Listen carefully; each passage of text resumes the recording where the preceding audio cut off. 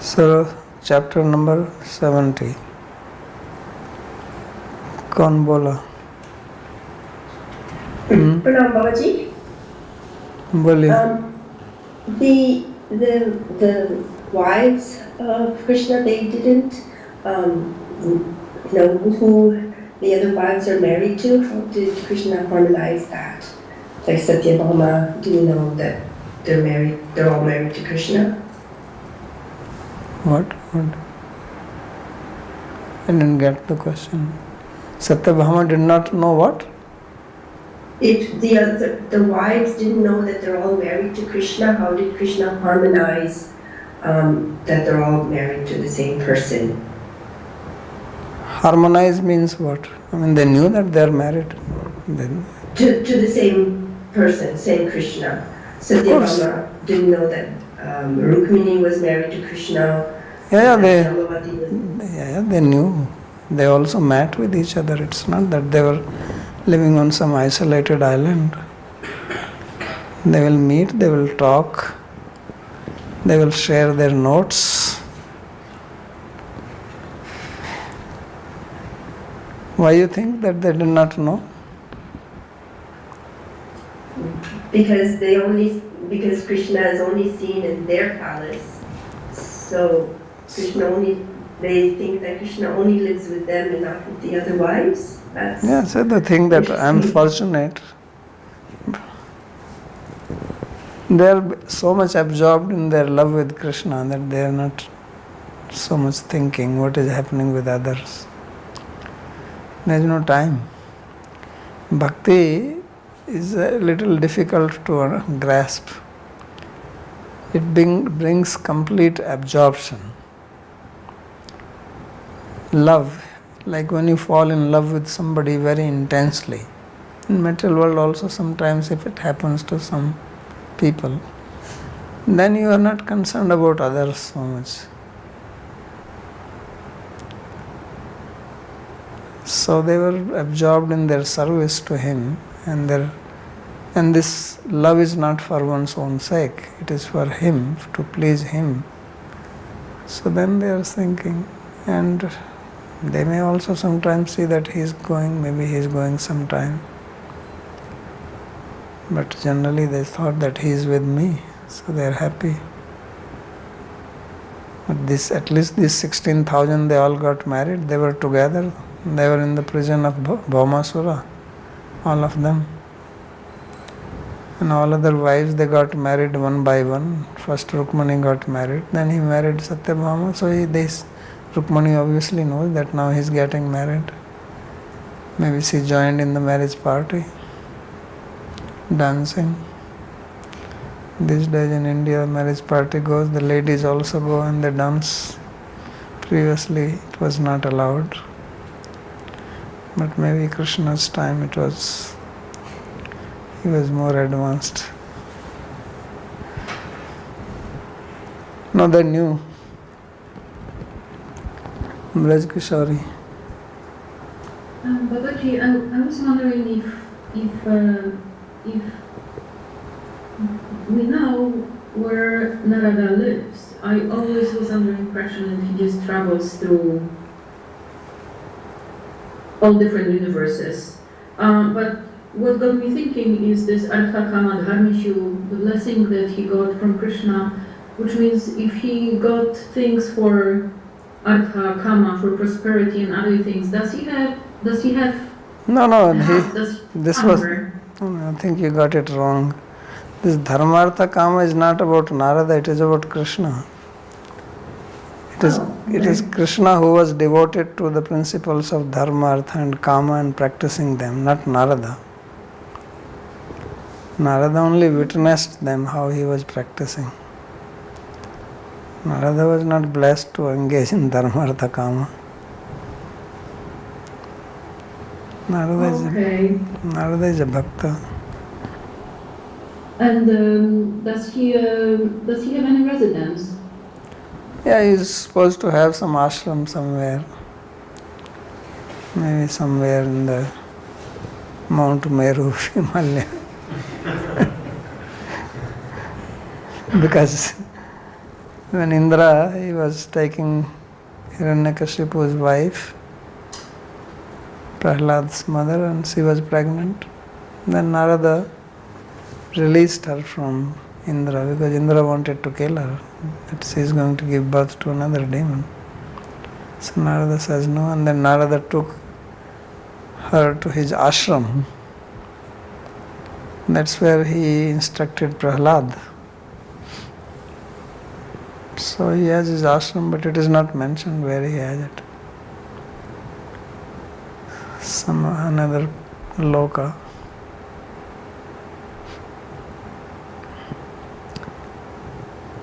Okay.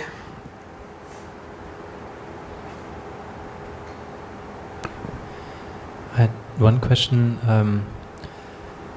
In chapter 61, there it is said that Krishna has 16,000 patnis. And I had understood recently, one of the classes I understood that there's only one patni.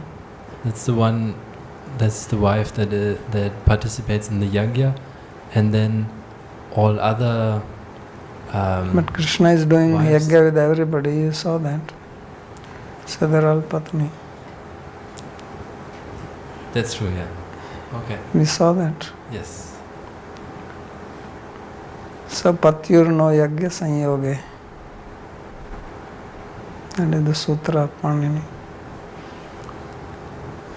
That on pati the word ni is applied. No. When it is yajna sanyoga, so it becomes patna, and then feminine becomes ip, patni. That's how the word patni comes. I see. So then this is even extra special, because Very special. normally one has one. So it's true that I understood correctly. Yeah, that one. Also, one then there is a patni and primary one meaning, and then you have secondary. It can also be just like you use the word Bhagavan. So Bhagavan Nārada, Bhagavan Shuka. So it is the primary meaning.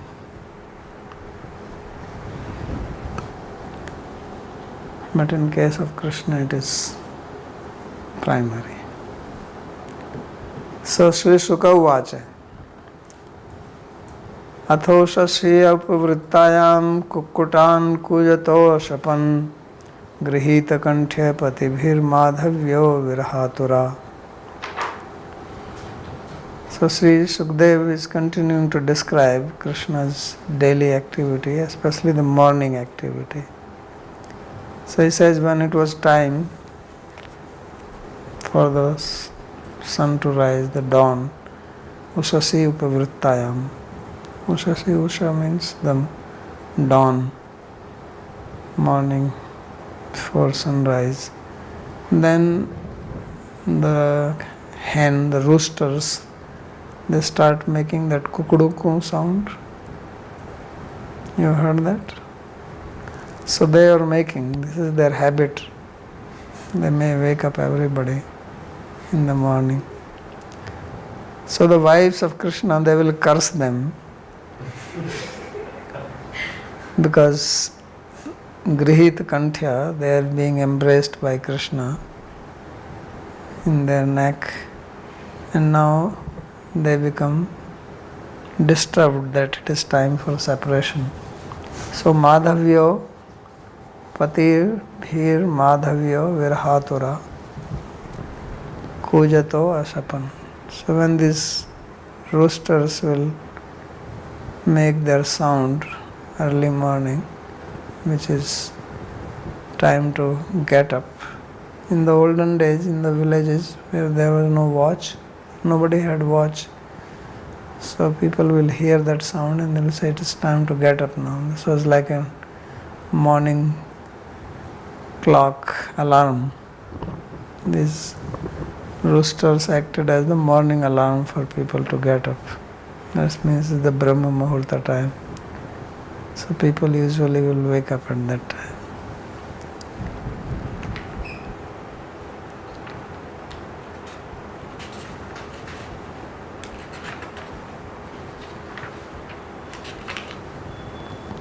स्वाध्याये सप्तति तमे प्रातः कृत्य कथा हरेः Sudharmaya Duta Naradayoho Karya Vicharana. So in this 70th chapter, there is a description that describes the morning activities of Krishna, what he does every day morning, which is very important for all the bhaktas to understand that if Krishna is doing it, what to speak of us. So pratah kritya katha harehe. And then the next topic which is being described is that Krishna will be sitting in the Sudharma assembly house, and then a messenger comes there with a message, and then Nārada Rishi also appears there. And then there is deliberation what is to be done after hearing the message of the Dut or the messenger. Iti artha dharma kameshu krishnena sradhitatmane iti uktam. So in previous chapter, in the second last sloka, it was said that Krishna is devoted to dharma, artha and kama. Right? So krishnena dharma artha kameshu sradhitatmane iti uktam. So ato brahmam muhurtam arabhya kidrisham dharmachanam iti apekshayamah. So then naturally a question arises in the mind that what kind of activity would Krishna do in the morning time, Brahma Muhurta. So Brahma Muhurta is 96 minutes before the sunrise. So that is good in India, but if you are in a country like Russia or Lithuania, Estonia, there Brahma Muhurta in the summer time, forget it. The sun rises there at 3 o'clock in the morning. 2:30 there is light. Actually, even 2 o'clock in early morning there is light. So if you have to wake up in the Brahma Muhurta there, you will never sleep. The houses have to have complete, dark blinds, though you cannot sleep. So therefore, Brahma Muhurta, waking up, doesn't apply there. It applies here. So he's saying Brahma Muhurtam Arabhya Kidrisha Dharmacharanam iti apekshayamaha atha iti.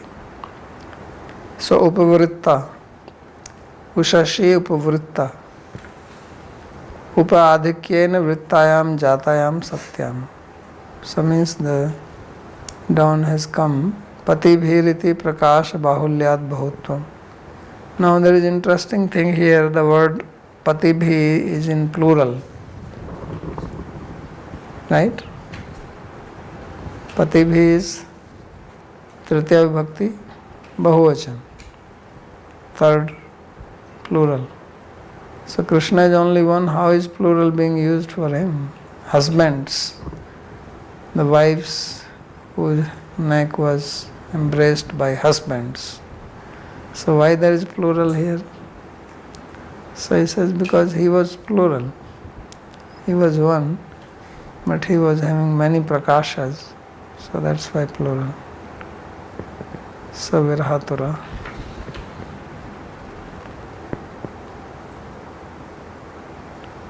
Madhavya Rukmanyadya. So Madhavya is also in plural. That refers to the wives beginning with Rukmani, who is the chief queen, Ashapan. So they cursed the roosters. How did they curse? Re kukutaha priya vichchedak pratah samay pradur bhavaka yuyam shighrameva miredhvam iti shapam dadu.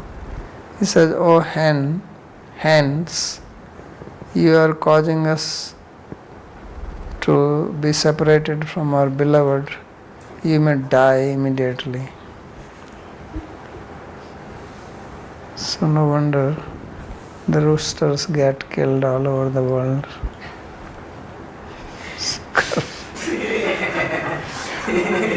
Right? Kentucky Fried.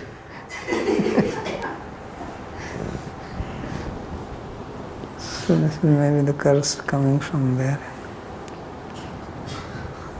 Savayansi ruruvan Krishnam bodhayanti vandinaha gayastva alishu nidrani mandaravan vayubhihi.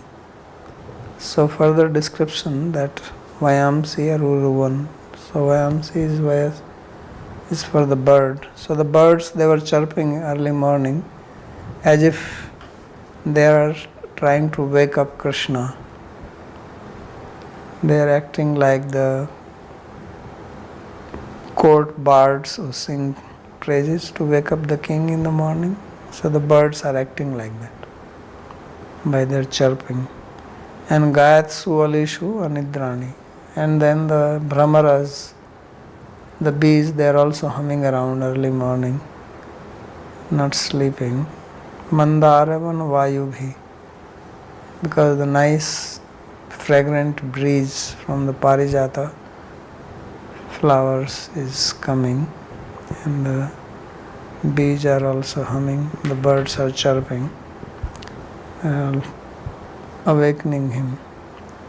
Mandaravan Vayubhi Sugandhai Prabudhaya Gayatsu Satsu Alishu. So the Brahmaras, the bees which have been awakened up by the beautiful, the nice fragrance coming from the Parijata gardens.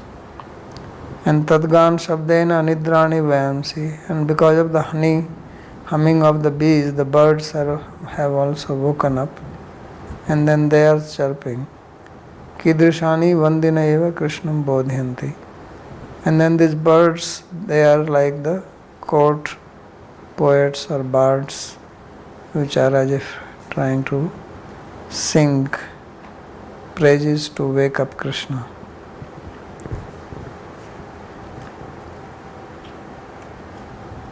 Muhurtam tutam vedarbhi mamrishyadati shobhanam parirambhana vishleshat priyabahu antaram gataha.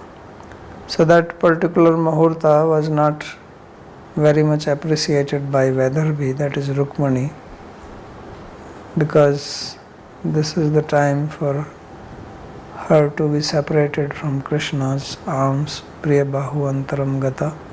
She was in the embrace of Krishna, and now she has to be separated. So you see, we saw a similar description in Gopal Champu, Radha and Krishna. So he got the idea from here. And then he expands there nicely. So parirambhanasya vishleshat vishlesh hetutvat. So because of the separation from the embrace of Krishna, tam brahmam muhurtam shobhanam api namrishyat. Although the Brahma Muhurta is considered as very auspicious, but Rukmani was unable to tolerate that. Ashobhanam eva mene ityartha. In other words, he considered it to be not very auspicious. Why? Because she has to be separated. Vedarbhi iti uplakshanam sarva eva. Although here there is mention only of Rukmani, but it is an indicator that the same feeling was also in the other queens also.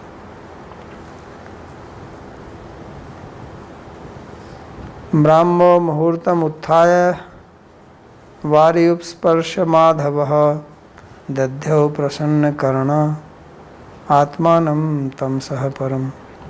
So Krishna, he woke up in the Brahma Muhurta, then he did Achmana with water, variyupsparsha madhava, and then he meditated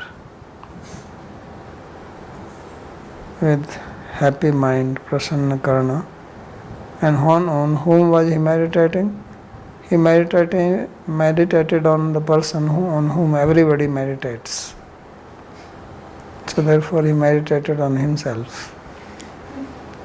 Because everybody wakes up in the morning, meditate on Vishnu. So Atmanam tam saha param. So he meditated on the self, his own self, knowing himself to be beyond the tamas. And what was the meditation? Ekam swayam jyotir ananyam avyam swam swasanstaya nitya nirasta kalmasham brahmakhyam asyodbhava nasa hetubhi swashaktibhir lakshita bhava nirvritim. So he meditated that how he is one self-effulgent, one without a second, imperishable, and situated in known Swarupa, eternal, free from all sins, and is known as Brahma, and is the cause of creation, maintenance, sustenance, and he is endowed with his own Shakti, Swashakti Bhir Lakshita Bhava Nirvrittim, and he is Ananda Swarupa. So this is how he meditated on himself. Atmanam Swam Dadhyav. So Atmanam means on his own self he meditated. Yatha anya jano brahma muhurte tam dhyayati tathaiv soapi swameva dadhyav. Just as in Brahma Muhurta, other people, especially other people means devotees, they meditate on Krishna. In the same way, he also meditated on himself. Tamsaha prakritehe param. Beyond tamsa means beyond prakriti. Ekam, he is one. Ishwarasya ekasya eva achityat. Because Ishvara can only be one. Atah swayam jyoti swayam eva prakashman. Therefore, he is swayam jyoti or self-effulgent. Nanu sankarshanadevapi ishvara shruyante tatra ananyam. Na kopi avataro anyo yasmat. If someone says, why you say that he is the only one, there are other avatars such as Sankarshan, Pradyumna, etc. He says, yes, they are Ananya, he is Ananya. These avatars are not different from him, they are not independent of him. Kincha Sankarshanadisu swam savataresu prithang nityam vartmanesu pi avyayam paripurnam. And although he expands himself into his avatars such as Sankarshana, but still he remains complete in himself. That is the meaning of the word avyaya. Pradurbhave tu kripaeva karanamiti ahasva sanstaya. And why he manifests himself in the form of avatara? He says only because of his kripa. Swasya samyak sarvujan drishyate astitya nivrittam kalmasam avidya yasmat. So he says Swasanstha means the form which is visible to everyone, and he is nivrittam kalmasham avidya, free from any ignorance. Kincha brahmane akhya samyak khyati prakasho yasmat. Moreover, the Brahman also manifests from him only, as it is said in the 8th canto, Madiyam Mahimanam cha param brahmaite shabditam vedsasri anugrahitam me. Samprashne vivritam hridi. So this was spoken by Matsya Avatar to Satyavrat, that you will also know my Mahima, my glory, which is known as Brahman. And Krishna also says in Bhagavad Gita, Brahmano hi pratisthaham, that I am the shelter of Brahman. Yadva brahmakhyam brahmanamkam brahma iti paramatma iti bhagavan iti shabdate. Or the other meaning is that Brahman is also one of his names, as it is said in the very beginning of Bhagavatam that the absolute reality is known by 3 names as Brahman, Paramatma and Bhagavan. Sarvashrashtya maha asya vishwasya udbhav udrikto bhava sansarastasya nashetubhi swashaktubhir gyan pradatva bhakti pradatva adibhir lakshita. And he is the supreme because the manifestation of this Vishwa, this universe, happens from him. Udrikto bhava sansara. Tasya nash hetu is also the cause of its destruction. And swashakti bhir lakshita is indicated by his powers, potencies. Gyan pradatva, bhakti pradatva, adibhir lakshita. His Shakti gives knowledge about him, bhakti about him. Sarvatra anubhuta bhavanam martyadinam nirviti yasmat. and the living beings, they get bliss by his experience. Tatra bhaktanam taddat prem atishayena shishtanam tadbhritya sushtu palanena dushtanam tadvadhanantaram mukti praptya nirvriti. How he gives bliss to everybody? He says bhakta get bliss because he gives them prema. And those who are following dharma, tadbhritya sushtu palanena, he gives protection to them. And those who are dushta, who are atheistic, he liberates them by killing them. So in this way, he brings nirvritti or happiness to everybody. Let's stop here. He will continue to speak. Then he will talk about the assembly. Sandeep.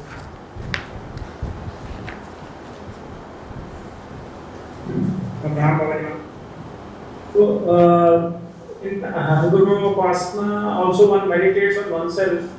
Can you please tell what is the difference, last two shlokas and Guru Upasana? Because as far as I remember, there one meditates upon oneself, considering oneself to be Bhagwan. Is it not like that? So this is considering, or he is actually? So that is the difference, but otherwise the process is same. Yeah. But why you think they are same? One is not Bhagwan, and one is thinking to be Bhagwan, and one is Bhagwan and is knowing to be Bhagwan. I was talking about ध्यान की पद्धति तो same है. Yeah, ध्यान की पद्धति तो same है, but they are not same.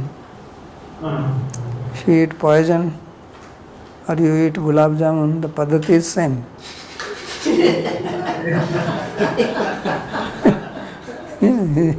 The same mouth, same tongue, but the effect is quite different.